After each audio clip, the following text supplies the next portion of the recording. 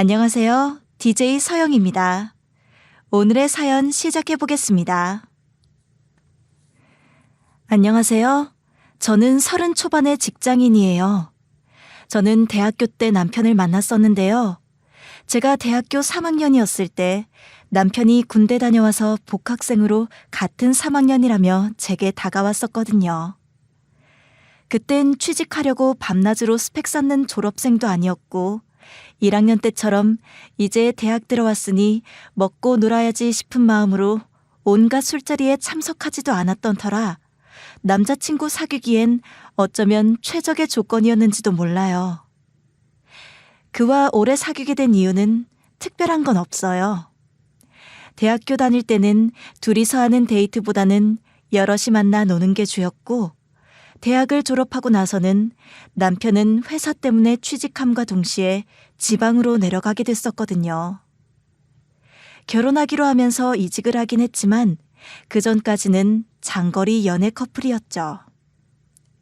남편은 빨리 결혼을 하길 원했는데 물리적으로 거리가 있는 데다 일에 대한 커리어를 쌓고 싶었던 저는 결혼을 미뤘어요.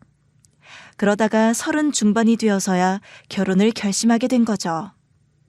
결혼을 결심하고서야 시댁을 처음 가봤는데 남편 위로 쌍둥이 누나가 있다는 것 정도만 알고 있었어요.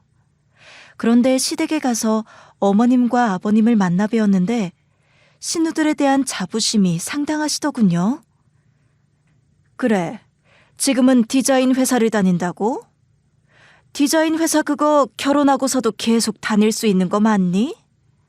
요즘은 대기업 아니면 애 낳고 휴직하기도 어렵다던데. 보통은 그렇지만 저희는 제법 사내복지가 잘 되어 있는 편이라서요. 선배님들도 아기 낳고 육아휴직 끝내고 복귀 잘 하세요. 그렇다면 다행이지만 말이야. 다른 건 몰라도 애는 일찍 낳아야 하지 않나 싶어서 말이야. 여자가 30 넘어가서 애 낳으면 자식 머리에도 영향이 있다고들 하잖아. 이제 막 인사하러 온 애들한테 못하는 소리가 없구만. 됐어. 그만하면 자기 앞가림 잘하고 둘이 잘 맞으면 됐지 뭘 그래. 하나밖에 없는 아들 결혼시키는데 그 정도도 말 못해요? 하여간 당신은. 그나저나 우리 아들 위로 2살 터울 쌍둥이 누나 있다는 건 알지? 네, 잘 알고 있어요. 두 분 다 로스쿨 마치고 변호사 하고 계시다면서요. 참 대단하세요. 어머머머, 잘 알고 있네. 내가 내 자식 자랑하려고 그러는 게 아니라 진짜 우리 애들이 참 똑똑해. 학교 다닐 때부터 전교에서 놀았거든. 그러더니 떡하니 변호사까지 됐지 뭐야. 그날 어머님은 저에 대한 얘기나 질문보다는 신우들에 대한 자랑만으로 시간을 채우셨어요. 물론 저도 잘 알고 있었어요. 어머님이 얼마나 자부심이 강한지도요. 어머님은 신우들의 졸업장과 변호사 자격증을 사진 찍어 카톡 프로필 사진으로 걸어놓고 다니실 만큼 딸들에 대한 자랑이 엄청나셨죠. 남편에게 듣기로는 과거에 어머님이 첫 아이로 여자 쌍둥이를 낳자 시댁에서 온갖 구박을 다 받았다고 하더군요. 당시만 해도 우리나라에 남아선호 사상이 만연했으니 더 그랬었나 봐요.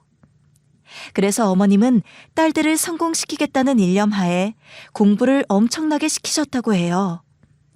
듣기로는 어머님 친정에서 물려받으신 재산 전부를 신우들 로스쿨 졸업시키는데 다 써버렸다고 할 정도라고 했어요.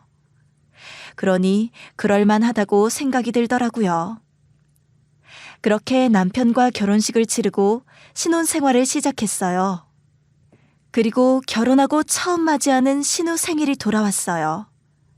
첫 신우들 생일이니 어머님께서는 제가 음식 솜씨를 발휘해서 생일상을 멋들어지게 차려줄 것을 원하시더군요. 네? 저보고 형님들 생일상을 차리라고요? 저는 그런 생각 해본 적이 없는데 게다가 아직 음식 솜씨도 부족하고요. 결혼하고 처음 맞이하는 형님 생일인데 그 정도는 부탁해도 되는 거 아니냐? 너 결혼하고 힘들다 그래서 내가 집에 자주 들르라는 말도 안 했는데 무슨 큰 욕을 하고 1년에 한 번 있을 생일상을 못 차려주겠다는 거냐? 어머님 생신상이면 모를까. 형님들 음식 취향도 제가 잘 몰라서요. 그럼 어머님이 도와주시면 한번 차려볼게요. 진작에 그렇게 말했어야지. 우리 딸들이 매일 재판 때문에 얼마나 힘든지 알기나 알아? 너처럼 편하게 회사 출근했다가 퇴근하는 그런 직업이 아니란 말이지. 어떤 날은 새벽같이 나가서 밤에 들어올 때도 허다하다고. 그러니까 이참에 보양식 좀 해먹이자. 그럼 그날 아침에 장 봐서 갈게요. 전 제가 생일상을 차리게 될 거라고는 진짜 추호도 생각 못했는데 어머님은 당연히 제가 차려야 한다는 것처럼 말씀하시더군요. 1년에 한 번인데 그것도 못 해주냐는 말에 어쩔 수 없이 생일상을 차려준다고 얘기했어요. 남편에게도 이 얘기를 하니까 누나들이 워낙 집밥 먹을 시간이 없어서 생일 때만이라도 따뜻한 밥 한 끼 먹이고 싶은 거라며 이참에 솜씨발휘 좀 해보라고 하더군요. 그렇게 생일날이 다가왔고 저는 아침부터 장을 봐서 익숙하지도 않은 시댁주방에서 열심히 음식을 만들었답니다. 하지만 처음에 도와주시겠다던 어머님은 오늘따라 몸이 피곤하다며 방에 들어가서 나오질 않으셨어요. 결국 저 혼자서 그 많은 음식들을 도맡아서 했죠. 그리고 저녁이 되어서 돌아온 신우들은 고생했다는 말 한마디 없이 식탁에 둘러앉았어요. 전 하루 종일 음식하느라 입맛이 없어서 밥이 먹히질 않던데 참으로 잘 먹더군요. 옳게 잘 먹었어. 생각보다 음식 솜씨가 좋더라. 근데 무나물은 좀 더 볶아야겠던데. 더 물렁해야 맛있는 법이지. 맞아. 나는 다른 건 괜찮은데 잡채가 좀 그렇더라. 요즘 유튜브 같은 거 보면 불지 않는 잡채 만드는 법도 많이 나오던데. 당면이 좀 불었잖아. 우리 마누라가 힘들게 음식해줬으면 그냥 맛있게 하고 먹어라. 누나들은 뭐가 그렇게 불만이 많어? 아이고, 지 마누라 음식 타박 좀 했다고 아주 눈에 불을 켜네. 그래, 신혼이다 이거지? 아우, 부럽다. 나도 어디서 너 같은 남자 뚝 떨어졌으면 좋겠다. 그러게 말이야. 그동안은 우리가 무슨 말만 하면 찍소리도 못하더니 결혼했다고 너도 가장이라 이거냐? 웃겨. 다음번에 기회 있으면 더 맛있게 해드릴게요. 그럼 케이크 가져와서 촛불 불까요? 제가 기분 나쁜 기색을 하자 그걸 눈치챈 남편이 은근슬쩍 제 편을 들어줬어요. 그런데 바로 신우들한테 혼나더군요. 집안에서 남편의 위치가 이 정도인가 싶은 생각이 들었죠. 이래저래 눈치가 보인 저는 냉장고에서 케이크를 꺼내 식탁 위에 세팅했어요. 초를 꽂고 불을 켜고 식탁 등을 끄고 생일 축하 노래를 불렀어요. 방금 전까지 어색했던 분위기는 모두 잊고 흥겹게 노래를 부르고 이제 소원 불고 촛불 끄는 시간이 되었는데 어라? 큰형님만 촛불을 끄는 거예요. 그걸 작은형님은 옆에서 멀뚱히 바라보고만 계셨고요. 아무래도 이상해서 제가 물었죠. 그런데 왜 작은형님께서는 같이 촛불 안 부세요? 혹시 타이밍이 안 맞았나? 초 다시 한번 킬까요? 아니, 그럴 필요 없는데? 아, 올케는 몰랐구나. 나 언니랑 생일 따로 하잖아. 쌍둥이라고 무조건 같은 날에 하는 거 아닌데. 언니는 음력 생일로 하고 나는 양력 생일로 하거든. 네? 아니, 쌍둥이인데 생일이 다르다고요? 쌍둥이면 무조건 생일이 같은 날이라는 법이라도 있어? 뭘 놀라고 그래? 다음번에 내 동생 생일 때 생일상 한 번 더 부탁해. 알았지? 다음번에는 갈비찜 좀 넉넉하게 하고. 맞아. 식구가 몇인데 음식을 요만큼씩 했어? 둘이 살다 보니 손이 작은가 봐. 젓가락 몇 번 안 갔는데 다 없어진 것 봐. 이거 진짜 맛있어서 그런 거 아닌 거 알지? 진짜 기가 막혔어요. 한날 한시에 태어난 쌍둥이가 무슨 생일을 양력, 음력으로 나눠서 한답니까? 어이가 없었지만 본인들이 그렇게 하겠다는데 뭐라 할 수도 없는 상황이었죠. 결국 신우 둘의 생일상을 모두 제가 차려주게 되었어요. 큰 신우만 생일상 차려주고 입 싹 닫을 수도 없는 노릇이라 그렇게 된 거죠. 지금 생각해봐도 스스로 발등을 찍은 것 같긴 해요. 작은 신우 생일날은 평일이어서 부득이하게 회사 퇴근 후에 저녁상을 차릴 수밖에 없었어요. 전날 미리 준비를 해놨는데도 해야 할 일이 산더미더군요. 퇴근하자마자 피곤한 마음을 이끌고 시댁 주방에 가서 갈비찜을 하고 있는데 어머님이 오셔서는 잔소리를 하시더군요. 넌 아직도 이걸 하고 있으면 어떡하니? 이렇게 손이 느려서야 도대체 언제 밥 먹겠냐? 벌써 6시가 훌쩍 넘어가는구만. 조금이라도 일찍 퇴근한다고 일찍 왔는데 그래도 시간이 늦었네요. 최대한 빨리 할게요. 아휴, 다른 재주가 없으면 손이라도 빨라야지. 네 아버지 저녁 시간 못 맞추면 예민한 거 모르냐? 얼른 해. 그래서 제가 주말에 형님 생일하는 게 어떻겠냐고 여쭸는데 생일날 맞춰서 해야 한다고 어머님이 우기셨잖아요. 뭐야? 그럼 이게 내 탓이라는 거냐? 그럼 네가 연차라도 쓰고 오면 될 일 아니야. 그깟 회사가 뭐가 그렇게 중요하다 그래? 변호사처럼 하루도 못 쉬는 직업도 아니면서. 저도 해야 할 일이 있고 직책이 있어요. 어머님 생각처럼 쉽게 회사 뺄 수 있는 것도 아니고요. 됐다. 그딴 변명하지 말고 얼른 음식이나 해라. 설마 아직 잡채도 시작 안 했어? 아이고, 언제 먹을지 캄캄하다, 캄캄해. 제가 분명 주말에 하면 여유가 있을 테니 생일을 당겨서 하자고 말씀드렸었는데 어머님이 어떻게 생일을 당겨서 하냐면서 저한테 엄청 화를 내셨거든요. 하지만 그렇다고 해서 평일에 월차를 쓰는 것도 회사에 눈치가 보이는 상황이었어요. 마침 제가 새로 시작한 프로젝트가 있었거든요. 그래도 일찍 오려고 열심히 일을 하고 1~2시간 정도 일찍 퇴근을 했는데 그 노고는 알아주지 않는 어머님의 말이 정말 서운하더군요. 그렇지 않아도 피곤한 마당에 음식까지 저보고 혼자 도맡아서 하라고 하는데 짜증이 치밀 수밖에 없었죠. 그전까지는 그래도 좋은 게 좋은 거다라는 마음으로 참고 참았거든요. 그런데 어머님이 주방까지 와서 잔소리 폭탄을 하시면서 손이 느리다 타박을 하시는데 너무 화가 나더라고요. 그래서 열심히 놀리던 손을 멈추고 어머님을 빤히 바라보면서 한마디 했죠. 그래도 아무리 힘들어도 형님들이 제가 차린 음식들 맛있게 먹어주니까 고맙더라고요. 어쨌거나 결혼 후 처음 맞이하는 생일이니까요. 이제야 네가 바른 소리를 하는구나. 그럼 집안에 며느리가 새로 들어왔는데 음식 솜씨 좀 부리고 해야지. 그나저나 곧 제 생일인 건 아시죠?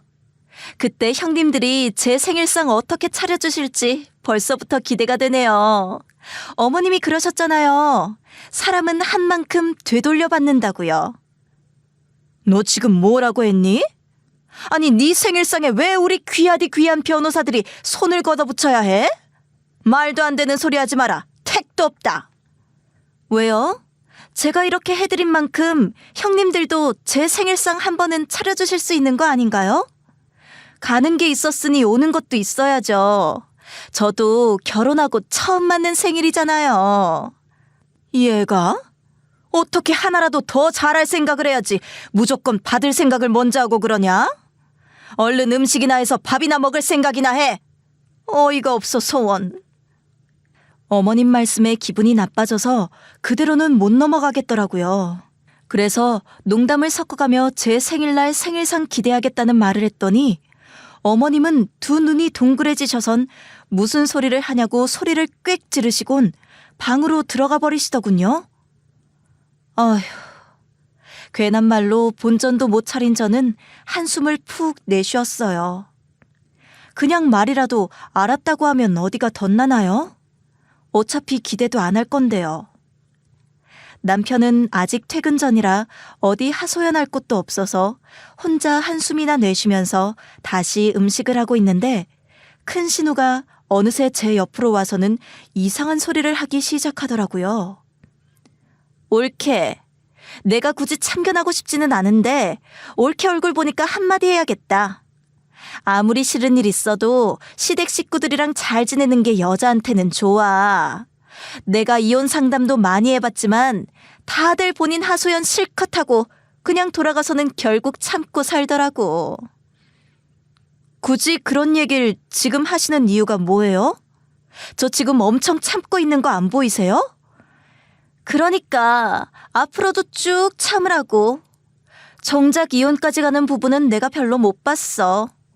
괜히 이혼 소리 꺼냈다가 그거에 책 잡혀서 더 잡혀 사는 경우도 많이 봤다니까. 그리고 우리 엄마 정도면 착한 시어머니지. 그러니까 잘 지내봐. 알았지? 큰형님은 변호사시면서 생각보다 사고가 편협하시네요. 변호사가 그렇게 고정관념을 갖고 계시는 건 독이란 건 아시죠? 설마 의뢰인들 상담할 때 그런 사고를 가지고 대하시는 건 아니시죠? 어머, 옳게는 무슨 말을 그렇게 받아쳐? 사람 기분 나쁘게? 난 옳게 생각해서 해준 말인데 그렇게 꼬아들을 거면 관두자 관둬. 큰 신우는 초장부터 제 기를 확 죽일 참이었는지 자기가 맡았던 사례들을 열거하면서 겁을 주더군요. 제가 그동안 조용히 네네 하고 살았더니 제 성격을 몰랐나 본데 가만히 두면 절대 폭발하지 않지만 옆에서 자꾸 건드리면 저도 할 말은 하는 사람이라서요. 그래서 한마디 해줬더니 아무 말도 못하고 씩씩거리더니 제게 화만 내고 가더군요. 그런 모습을 보면서 저런 말솜씨로 어떻게 변호사가 됐나 의아할 따름이었어요. 큰 신우의 변호사 기질이 의심이 될 정도로요. 그렇게 몇 달쯤 흘렀을까요? 하루는 시댁을 갔는데 큰 신우가 그날따라 눈에 띄게 밝은 얼굴을 하고 있더라고요. 늘 제가 가면 뭐든 트집부터 잡아야 직성이 풀리는 사람인데 그날은 그런 것도 없었고요. 참 이상하다 싶었는데 그게 다 이유가 있었더라고요. 큰 신우가 글쎄 사귀는 사람이 있었는데 그 사람하고 결혼을 하기로 약속했다는 거예요. 어머님은 결혼할 상대가 같은 변호사란 직업을 가진 남자라며 무척 좋아하셨죠. 내가 우리 딸 남자친구 안 사귄다고 걱정을 했는데 그게 걱정을 할 필요가 없었던 거야. 다른 남자도 아니고 똑같은 변호사를 물고 올 줄 누가 알았겠어? 엄마는? 그러니까 걱정하지 말라고 했잖아. 설마 내가 아무 남자나 덜컥 만나겠어? 그동안 괜찮은 남자 고르느라고 시집 안 간 거라니까. 그렇지. 아무래도 우리 딸이 고르고 고르느라 늦은 거지. 됐다. 지금이라도 변호사 사윗감을 턱 때려왔으니 그것만으로도 됐지 뭘 그러냐? 근데 올케는 왜 아무 말이 없어? 나보고 축하한다고 해줘야 하는 거 아니야? 아, 축하드려요. 결혼하실 것도 축하드리고요. 아주 엎드려 절받기다. 너는 뭐가 그렇게 매사에 불만이 많으냐? 됐다. 얼른 이것들 좀 치워. 그럼 제가 거기서 아이고 형님 너무너무 축하드립니다. 형님께선 누구보다 훌륭한 남자친구를 사귈 수 있을 것 같았어요. 라고 하면서 오버라도 떨었어야 된다는 얘긴가요? 그러고 싶지도 않고 그럴 필요도 없어서 어정쩡하게 반응했더니 어머님은 단번에 알아채고는 뭐라고 하시더군요. 그래. 어차피 여기 앉아서 계속 자랑하는 소리 듣고 있는 것보다는 그냥 설거지나 하는 게 낫겠다는 판단하에 저는 어머님 명령대로 후딱 일어나서 밥 먹었던 것을 치우고 설거지를 시작했어요. 그런데 어머님이 설거지를 하고 있는 제 옆으로 오시더니 한숨을 푹 내쉬면서 한단 얘기가 기가 막혔어요. 에휴, 내 딸도 결혼하고 고생이나 하고 살게 되는 건 아닌지 걱정이 된다. 시집 보내려니까 참 이것저것 잡생각이 다 드는구나. 어머님, 그 얘기 혹시 절 두고 하시는 거예요? 어머님도 저 고생시킨다고 생각하시는 거냐고요? 얘는? 내가 널 무슨 고생을 시켜? 말도 안 되는 소리 하지 마라. 그냥 갑자기 걱정이 생겨서 그런 거지. 나는 요즘은 시집살이가 줄었다고는 해도 여전히 며느리는 어딜 가나 을이라는 얘기를 들어서 하는 소리였지. 그러게요. 을은 맞죠. 사실 아무리 시댁이라고 해도 갑과 을로 나누면 안 되는 건데요. 그쵸? 분명 설거지를 하는 저를 보면서 생각나셨을 말인데도 제가 콕 집어서 말하자 어머님은 말도 안 되는 변명을 하시더군요. 변명을 한답시고 어머님이 이런저런 얘기를 꺼내는데 하나도 와닿질 않더군요. 지금도 여기 와서 설거지하고 있는 제 모습을 보면서 이렇게 본인이 고생 한 번 시킨 적 없다는 말이 나올까요? 둘이서 그런 얘기를 하고 있는데 어머님이 딱 봐도 불리한 상황인 걸 눈치챈 큰 신우가 불쑥 얼굴을 들이밀더니 저희 대화에 끼어들어 말했어요. 엄마, 나는 변호사잖아. 변호사 며느리한테 어느 시댁이 함부로 대하겠어? 그러니까 걱정하지 마. 그렇지 않아도 같은 직업 가진 사람이라고 하니까 시댁에서 벌써들 좋아하신대. 어머, 그러니? 그러게 네 말 들어보니 맞는 말이네. 감히 변호사 며느리를 누가 함부로 대하겠어? 역시 내가 우리 딸들을 잘 키웠어. 힘들어도 공부시키길 잘했지. 그러니까 말이야. 엄마가 우리 키우느라 그동안 진짜 힘들었었잖아. 외갓집에서 엄마 주신 돈도 전부 다 우리한테 투자하고 말이야. 됐다. 지금 와서 나 호강시켜주면 될 일이지. 그 돈이 뭐라고. 하여간 너희 둘은 날 닮아서 똑똑해서 다행이야. 둘이서 아주 짝짝꿍이 맞아서 웃으면서 손뼉을 마주치는데 참 끼리끼리라는 생각이 들더군요. 저런 사람들하고 제 얘기를 해봤자 통하기는커녕 제 속만 상하겠구나 싶어서 그냥 말하길 관뒀어요. 그래도 진심으로 변호사라는 그 예비 신랑과 큰 신우가 잘 되길 바랐죠. 괜히 또 어그러지면 그 불똥이 누구한테 튀겠어요? 이 집 사람들은 무슨 안 좋은 일 있으면 무조건 제 탓이라고 하는 편이거든요. 제발 평온하게 결혼하기를 바라던 어느 날이었어요. 어머님이 저한테 전화를 하시더니 부탁이 있다면서 얘기를 꺼내시더군요. 늘 부탁이라는 포장 안에 다른 걸 감추고 계셨던 어머니인지라 이번에는 또 무슨 일로 제 복장을 터지게 할지 걱정되는 마음으로 들어봤는데 진짜 상상 이상이었어요. 지난번에 우리 집 왔을 때 너도 들어서 알고 있지? 우리 큰딸 남자 생긴 거. 왜 같은 변호사라고 했잖아. 그럼요, 잘 알고 있죠. 그날 저한테 자랑을 얼마나 하셨는데 그걸 잊었겠어요? 그런데 왜요? 그래서 말인데 너희 신혼집 말이다. 한 달만 비워줘야겠다. 네? 집을요? 갑자기 집을 비워달라니요? 무슨 일 있으세요? 다른 게 아니라 큰딸 말이다. 걔가 변호사씩이나 되어서 엄마랑 같은 집 산다고 하긴 좀 그렇지 않냐? 애 직업으로 생각하면 번듯한 아파트 하나는 갖고 있는 게 설정상 어울리잖아. 그리고 결혼할 남자한테도 혼자 산다고 미리 말을 해놨다고 하네. 아니, 아무리 그래도 그렇지 그런 거짓말을 하면 어떡해요. 그리고 저희 집을 갑자기 비워달라고 하면 전 어디서 살고요. 비우는 게 어려우면 큰딸이랑 한 달만 같이 사는 건 어떠냐? 어차피 집에 들어올 일은 없을 테니 상관없잖아. 한 달 안에 상견례 할 거니까 그때까지만이라도 같이 지내라. 그건 괜찮지? 갑작스런 전화는 정말 갑작스런 소식을 몰고 왔어요. 진짜 어이가 없었어요. 신우들은 현재 어머님과 같이 살고 있는 상태였거든요. 어머님 아파트가 구축이라 벽지도 오래되어 누렇고 오래된 가구들도 많아서 그런 곳에서 딸들과 같이 지낸다고 얘기하기 창피하셨던 모양이에요. 하지만 아무리 상황이 그렇다고 해도 어떻게 대뜸 저희 집에 들어와 산다고 하겠어요? 남편도 이 얘기를 듣고는 제게 사정사정을 하더군요. 누나 지금 기회 놓치면 언제 시집 갈 수 있을지 모른다부터 시작해서 누나 결혼시키게 당신이 도움 좀 달라면서요. 하지만 그렇지 않아도 만날 때마다 늘 불편했던 신우를 어떻게 우리 집에 데리고 같이 살 수 있겠어요?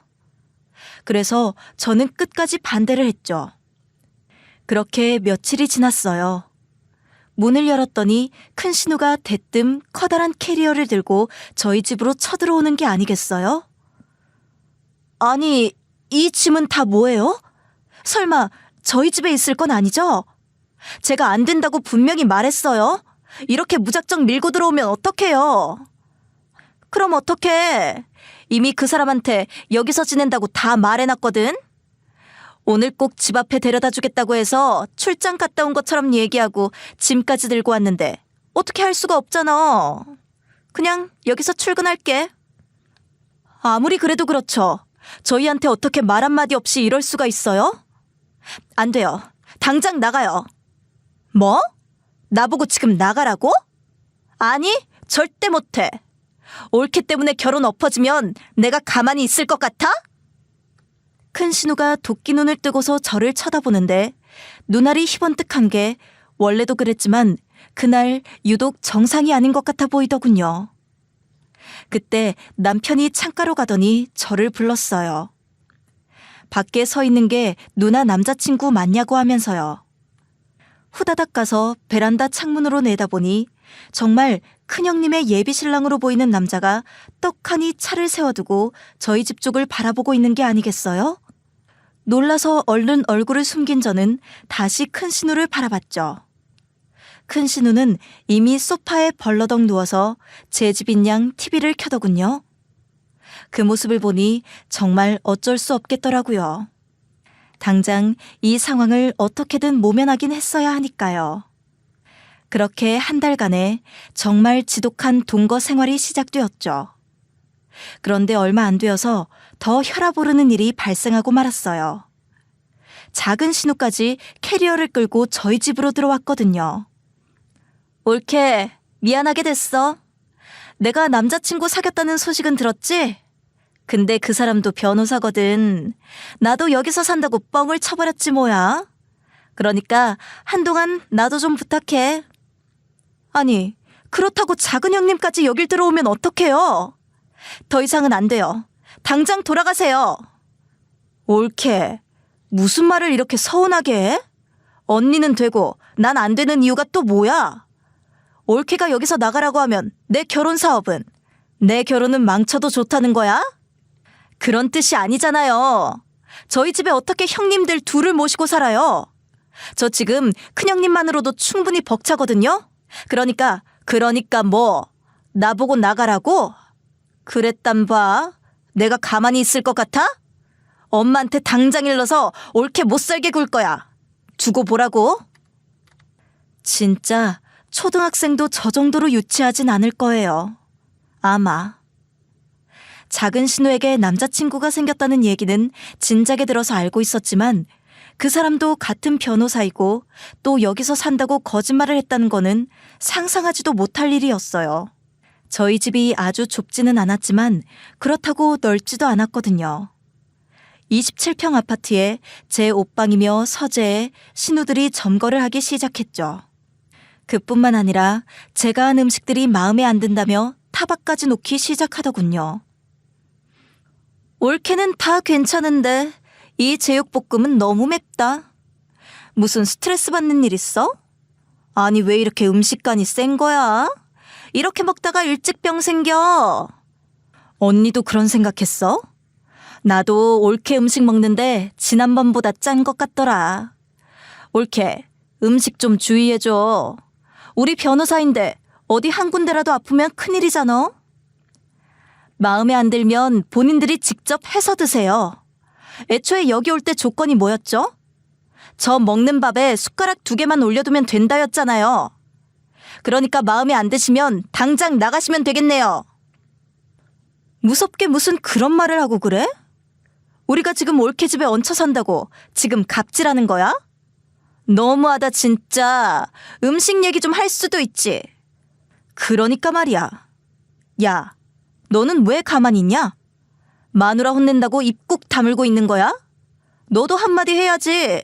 누나들이 당하고 있는 거 안 보여? 당신도 까칠하게 반응하지 말고 다음부턴 좀 싱겁게 해. 나도 당신 요즘 음식 짜서 입맛에 안 맞긴 했어. 당신까지 1억이야? 와, 진짜 환장하겠네.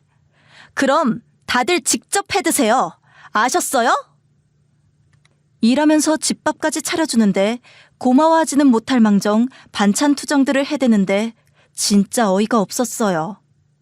정말 음식들이 짰으면 또 말을 안 해요. 그냥 저한테 트집 잡고 싶어 하는 게 빤히 보였거든요.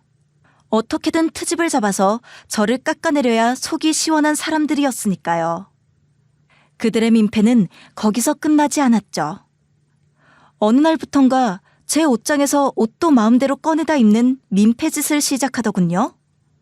모름지기 변호사란 직업이 월급이 상당한 걸로 알고 있는데 신우들이 하는 행동들 보면 거지들이 따로 없었어요. 어떨 때 보면 저보다 더 궁하게 사는 것 같다고 느꼈으니까요. 저는 참다 못해 이 사실을 남편에게 알리고자 했죠. 그런데 남편의 반응은 의외였어요. 내 옷 좀 봐봐. 이거 다 늘어지고 해진 거. 옷도 그냥 곱게 입으면 내가 말을 안 해. 아니, 왜 남의 옷을 이렇게 만들어놔? 이러니까 내가 화가 나는 거라고. 옷 좀 나눠 입는 거 가지고 뭘 그러냐. 같은 여자잖아. 당신 옷이 예뻐 보였나 보지. 누나들이 돈이 없겠어, 뭐가 없겠어. 그럼 사서 입으면 될 일 아니야. 왜 내 옷을 허락 없이 입는 건데? 당신은 이게 아무렇지 않다고? 누나들이 옷 사러 갈 시간이 없어서 그런 거지. 당신은 그 정도도 이해 못해? 이렇게 배려심 없는 사람이었어? 그러니까 당신 말은 내가 이상하다는 거네? 서재며 옷장이며 엉망으로 해놓는 형님들이 이상한 게 아니라? 그리고 옷 사러 갈 시간이 없다고? 웃기지 마. 출근은 제대로 하는 건지 알 수 없을 정도로 매일 놀고 먹는 거 모르지? 그게 무슨 소리야. 변호사가 그렇게 여유로운 줄 알아? 나도 변호사란 직업이 끔찍하게 바쁜 줄로만 알았는데 형님들 보니까 그것도 아니더라. 같이 안 살았으면 모르고 살 뻔했지 뭐야? 내가 봤을 땐 일이 거의 없으신가 봐. 늘 남자친구 전화만 기다린다고. 말도 안 되는 모함할 거면 그냥 관두자. 아무리 당신이라도 우리 식구 욕하는 건 듣기 싫으니까. 적어도 남편만은 제 마음을 이해해 줄 거라고 생각했어요. 그런데 남편은 이해는커녕 같은 여자끼리 옷 좀 나눠 입을 수 있는 걸 가지고 뭘 그러냐면서 절 유난으로 취급하더라고요. 식구니까 이해하라는 말에 남편에게 화가 치밀었죠. 아마 그때 이 집안에서 내 편은 아무도 없다는 생각이 강하게 들었던 것 같아요. 그러다 하루는 집에 퇴근하고 돌아왔는데 매일 소파에 드러누워있던 큰 신우가 보이질 않더군요. 어디 갔나 싶어서 저녁 준비를 하려는데 예리한 여자의 촉이 발동하더군요. 혹시나 싶어 안방문을 확 열었더니 거기에 큰 신우가 있다가 절 보고 화들짝 놀라더라고요. 지금 여기서 뭐 하세요? 아니, 이 이불은 왜 싹 다 바꿔놓으셨어요? 어제 새로 세탁해서 깔아둔 건데요? 아, 올케 벌써 들어왔어? 이불이 좀 칙칙해 보이는 것 같아서 내가 바꿔놨지. 어때? 이 색이 훨씬 낫지 않아? 그리고 여기 벽에 걸려있던 결혼사진은 다 어디로 갔어요? 설마 큰형님이 어디 떼놓으신 거예요? 아니 왜요? 사실 내가 이번 주 주말에 예비 신랑을 여기 초대했거든. 그런데 올케랑 내 동생 사진이 붙어있으면 이상하잖아? 그러니까 이번 한 번만 눈 감아줘. 둘이서 여기서 뭐 하시게요? 하긴 뭘 해. 그냥 올케가 하루만 집 비워주면 돼. 이참에 친정에도 다녀오고 좀 좋아. 그동안 우리가 죽치고 있어서 올케 자유롭질 못했잖아. 내가 자유를 줄게. 어때? 우리 신혼집이 여간방도 아니고 그게 무슨 소리세요? 그리고 여기서 뭘 하려고 이불까지 싹 다 바꿔놓은 거예요? 정말 정신 나갔어요? 무슨 말을 그렇게 해? 내가 언제 무슨 짓 하겠대? 제가 전곡을 찌르자 큰 신우는 할 말을 찾지 못하고 우물쭈물하더니 이내 화를 내더군요. 저희 결혼 사진도 다 떼어버리고 이 방에서 둘이서 무슨 짓을 하려고 저 모르게 음흉한 짓을 꾸미려고 그랬나 싶어 너무 화가 치밀어 올랐어요. 게다가 직접적으로 잘못을 들킨 상황에서도 미안한 기색 하나 없이 뻔뻔한 태도를 고수하는 큰 신우를 보니 미칠 것 같더라고요. 어떻게 뻔히 모든 걸 들킬 걸 알면서도 이런 짓을 벌일 수가 있죠? 설마 제가 이런 것도 다 용서할 거라고 생각했던 걸까요? 그동안 제가 아무 말 안 하고 참고 살았다고 저를 정말 우습게 본 모양이에요. 이런 식으로 제 집을 마음대로 쓸 거면 이 집 팔아버리고 각자 자기 집에서 살아요. 스트레스 받아서 못 살겠으니 저도 그냥 친정 들어가서 지내는 게 낫겠네요. 어머? 올케는 무슨 그런 말을 해? 내가 겨우 하룻밤 집 좀 빌리겠다는데 그게 이렇게까지 화를 낼 일이야? 기가 막혀. 그리고 친정에 가겠다는 말이 무슨 뜻이야? 기가 막힌 건 오히려 저고요. 큰형님은 뻔뻔해도 정말 뻔뻔하네요. 어떻게 얼굴에 그렇게 철판을 깔 수가 있어요? 세상에, 내가 뻔뻔하다고? 올케 진짜 너무한다. 내가 여기서 빌부터 산다고 날 우습게 보나 본데 나 변호사야. 잊었어? 내가 올케 가만히 두나 봐? 저는 더는 넷이서 이런 불평등한 동거를 계속할 수 없었어요. 그동안에도 진짜 초인적인 인내심으로 참아왔던 거였거든요. 더 이상 견디고 있다면 제가 호구가 되는 거겠죠. 그래서 모두 다 돌아가라고 소리를 빽 질러버렸더니 갑자기 피해자 코스프레를 하면서 어머님한테 전화해서 훌쩍거리는 게 아니겠어요? 어느새 집으로 돌아온 작은 신우도 한편이 되어서는 저를 손가락질 하더이다. 남편도 옆에 있긴 했지만 꿀먹은 벙어리처럼 아무 말도 안 하더군요. 제가 친정 간다는 말에 큰 충격을 받은 건지 어쩐 건진 알 수 없었어요. 그리고 전화를 받은 어머님은 30분도 되지 않아 저희 집으로 쫓아오셨고요. 네가 건방지게 우리 딸한테 그런 말을 짓거려? 내가 오냐오냐 했더니만 아주 끝을 모르고 기어오르는구나. 어머님, 저 그동안 참고만 살았어요. 무슨 오냐오냐예요?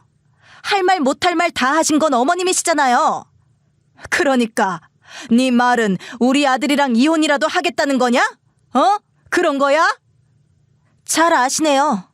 상황이 이렇게 된 이상 전 이 사람이랑 이혼하고 싶어요. 참 주제넘는구나. 말도 안 되는 얘기 들먹여 대들지 말고 우리가 하라는 대로 복종해라. 그게 네가 살 길이야. 너 우리 딸들 다 변호사인 거 모르니? 그래, 얘가 지금 주제를 모르고 이렇게 나대는 거지? 나 너 같은 여자애들 이혼 사건 한두 번 담당한 거 아니야. 네가 이 집을 팔고 친정을 가? 너는 친정에 갈 생각도 말고 이혼할 생각은 더더욱 하지 마라. 어머님이 오시자마자 신우들은 무슨 천군만마를 등에 업은 것처럼 어머님을 앞에 내세우고 별말을 다 하더군요. 이혼 생각도 하지 말고 지금처럼 살으라고 하는데 변호사란 직업이 얼마나 대단하기에 저딴 소리나 하나 싶었고, 옆에서 남편은 그런 제 편이 되어주기는커녕 아무 소리도 못하고 입을 꾹 다물고 있더군요. 그때 알았죠. 남편은 시댁 식구들 없이는 빈 껍데기에 불과한 사람이라는 것을요. 하지만 제가 그들 말에 복종하며 호구를 자처하고 살겠어요? 저는 다음 날 당장 제 짐들을 싹 챙겨서 친정으로 보내고 저도 친정으로 향했어요. 그리고 바로 이혼 소송을 진행했죠. 제가 이혼 소송을 진행한다는 걸 안 어머님은 길길이 날뛰셨어요. 곧장 신우들과 함께 친정으로 쫓아와서 난리를 피더군요. 내가 그렇게 알아듣게 설명을 했는데도 아직도 이혼이 쉬워 보여? 이혼 소송을 하면 올케가 승소할 수 있을 것 같나 봐? 도대체가 말이 안 통하는 애구나. 여기까지 우리가 쫓아와서 이 사달을 내니 좋으냐? 네가 이혼 진행해봤자 소용없다. 돈은 한 푼도 못 가져갈 테니 그리 알아. 그래, 내가 너 가만두지 않을 거라고 했지? 이제부터 아주 뼈저리게 후회하게 될 거야. 설마 우리가 여기까지 찾아올 거라곤 생각하지도 못했지? 내 동생 눈에 눈물 나게 하면 올케 눈에는 피눈물 흘려야지. 당연하지. 그리고 우리 아들이 무슨 죄가 있다고 이혼을 한다고 하니? 걔는 누구 편도 아니고 그냥 뒤에서 가만히 보기만 한 앤데 말이야. 가만히 뒤에서 보기만 한 건 죄가 아니에요? 변호사니까 살인방조죄도 잘 알겠네요. 저 사람도 저 당하는 거 보기만 하고 가만히 있었잖아요. 그것도 분명한 죄죠. 어머? 얘가 지금 변호사 앞에서 무슨 말 같지도 않은 말을 해? 내가 너는 꼭 패소하게 해줄 테니까 그리 알아. 그래도 길고 짧은 건 대봐야 하지 않을까요? 저도 유망한 변호사들 선임해서요. 그러니까 앞으로는 이렇게 찾아오지 마시고 제 변호사를 통해서 얘기하세요. 역시나 친정까지 쫓아와서도 시댁 식구들은 뭐 하나 조심스러운 면이 없더군요. 오히려 네가 뭔데 이혼을 하려고 하느냐면서 화를 내는데 어이가 없었어요. 제가 설마 아무런 준비도 없이 이혼을 한다고 했겠어요? 저도 바보는 아니라서 변호사인 신우들에게 당하고 싶진 않았거든요. 그래서 저는 서류를 꺼내서 보여줬어요. 어리둥절한 신우들이 서류 봉투를 열어 제가 선임한 변호사들을 보자마자 둘 다 얼굴이 사색이 되더군요. 당연히 그럴 수밖에 없었죠. 왜냐면 제가 선임한 변호사들은 큰 신우 예비신랑과 작은 신우의 남자친구였거든요. 제가 어떤 변호사를 선임할지 그들은 까맣게 몰랐겠죠. 이게 뭐야?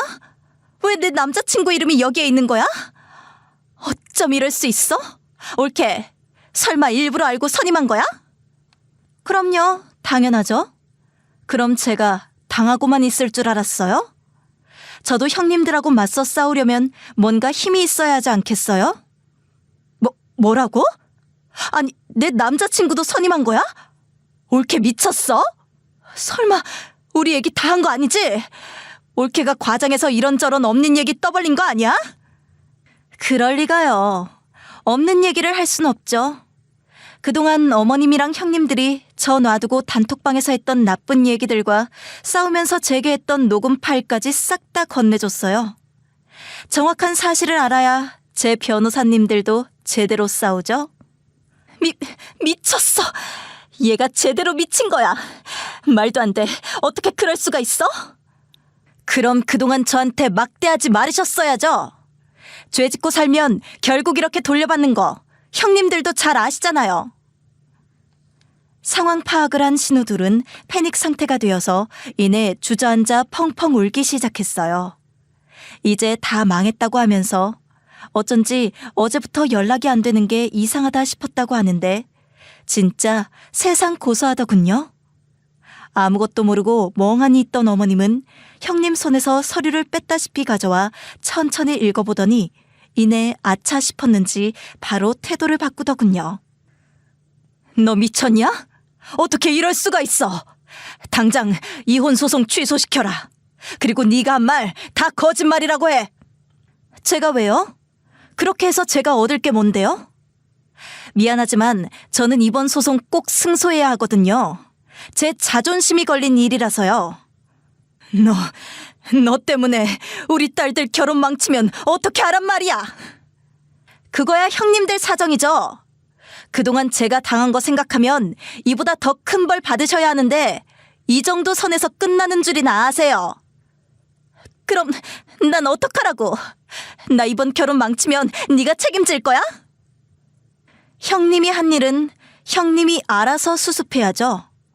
내가 거기에 책임질 필요가 뭐가 있어요? 이제 정말 끝이라고 생각했는지 신우들은 제게 악다구니를 쓰며 다시 되돌려 놓으라고 난리를 치더군요. 하지만 저는 그럴 생각이 전혀 없었죠. 어차피 끝을 보지 않을 거였으면 여기까지 오지도 않았으니까요. 어머님은 한참 화를 내다가 안 되겠다 싶었던지 그때부터는 무릎을 꿇고 빌기 시작했어요.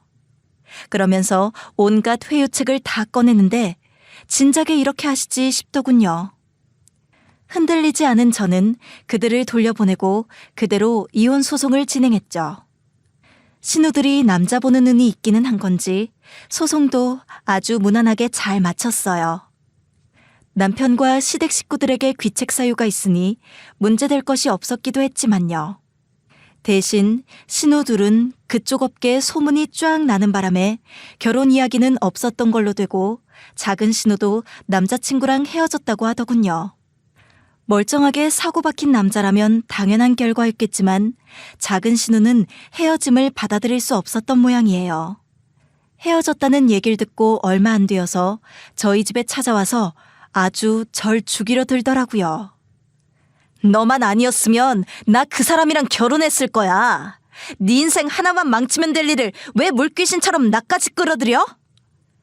애초에 저희 집에 캐리어 밀고 들어오면서 온갖 민폐란 민폐는 다 끼쳤던 분이 할 말은 아닌 것 같은데요?